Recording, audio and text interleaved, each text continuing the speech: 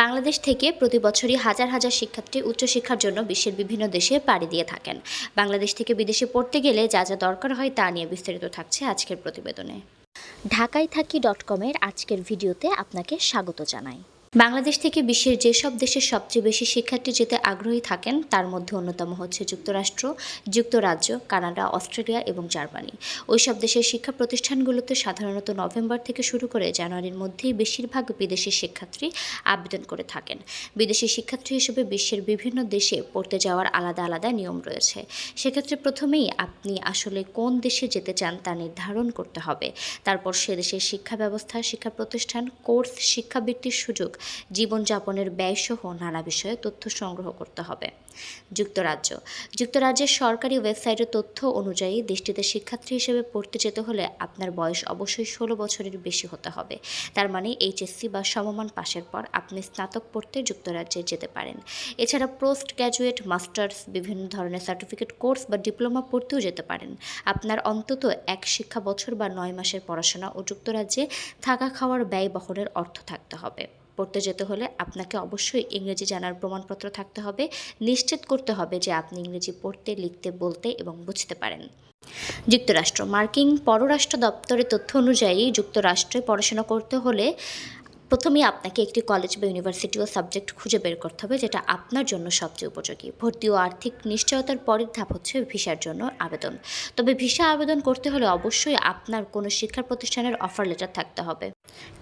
কানাডায় পড়তে যেতে হলে কী ধরনের বৈশিষ্ট্য থাকতে হবে তা শিক্ষা প্রতিষ্ঠান ও কোর্স অনুযায়ী ভিন্ন হয়ে থাকে।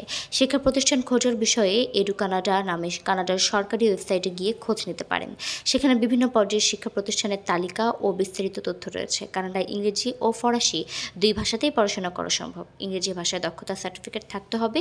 বিদেশি শিক্ষার্থীদের জন্য কানাডায় বৃত্তির কিছু ব্যবস্থা রয়েছে, তবে এগুলো অত্যন্ত প্রতিযোগিতাপূর্ণ। কানাডায় পড়তে যাওয়ার জন্য স্টাডি পারমিট দরকার হবে আর প্রয়োজন হলে বৈধ পাসপোর্ট। আর আপনি কেন কানাডায় পড়াশোনা করতে চান, পড়াশোনা শেষে আপনি কি করবেন ইত্যাদি সম্পর্কিত তথ্য দিতে হয় এই লেটারে। অস্ট্রেলিয়া। অন্যান্য দেশের মতোই অস্ট্রেলিয়াতে আপনি কোথায় পড়তে চান, কোন বিশ্ববিদ্যালয় আপনার জন্য উপযুক্ত হবে তা আগে ঠিক করতে হবে।